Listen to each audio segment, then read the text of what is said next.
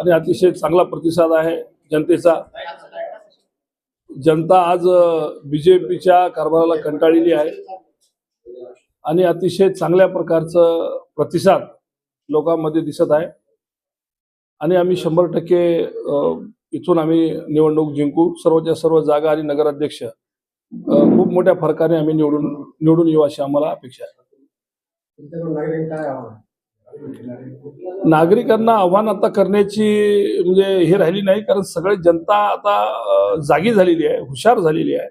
त्यांना आता सगळ्या गोष्टी कळायला लागल्या की बीजेपी कोण्या पद्धतीनं सर्वसामान्य लोकांचं शोषण करत आहे आणि ज्या पद्धतीनं महागाई चाललेली आहे, ज्या पद्धतीने शेतकरी परेशान आहेत, व्यापारी वर्ग परेशान आहे, मनमानी कारभार चाललेला आहे आणि जवळपास या देशामध्ये अराजकता या बीजेपीवाल्यांनी माजून ठेवलेली आहे। त्यामुळे जनता खूप हुशार आहे आणि मी आपल्या माध्यमातून तरी आवाहन करू इच्छितो की यांना जागा दाखवण्याची जी वेळ आहे ती आता परफेक्ट वेळ आहे।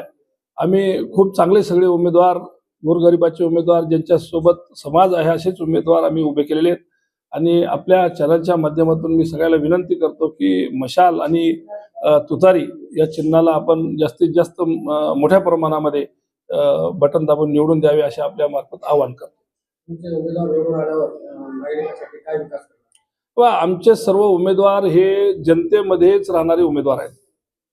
शिवसेना असो की राष्ट्रवादी काँग्रेस असो, हे शरद पवारचे जे काही आम्ही माणसं मावळे आहोत, आम्ही जनतेमध्ये हमेशाच असतो। त्यामुळे जनतेला माहिती आहे की जनतेमध्ये राहणारा कोण आहे आणि बंगल्यात बसून कारभार करणारा कोण आहे किंवा फुटावून शेळ्या राखणारा कोण आहे हे सगळ्याला माहिती आहे।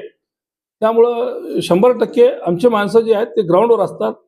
मी जरी आज खासदार असलो तरी आम्ही सुद्धा ग्राउंडवर असतो, सातत्याने फिरत असतो, सातत्याने जनतेमध्ये असतो आणि आमचे सुद्धा उमेदवार सातत्याने जनतेमध्ये असतील आणि चांगल्यातले चांगले कामं जे काही जनतेची अपेक्षित आहेत, सर्वसामान्याचे कामं आहेत, या किनवटचा विकास आहे, जे काय आज आपण आदिवासी किंवा मागासलेला भाग म्हणून आपण ज्याला ओळख झालेली आहे या किनवटची, ते पुसून टाकून एका दिवशी आम्ही हे किनवटला एक मोठ्या शहरामध्ये तब्दील करू, एक चांगलं शहर म्हणून तब्दील करू, लोकांना सुविधा देऊ आणि एक चांगलं शहर हे किनवट आम्ही बनवून दाखवू।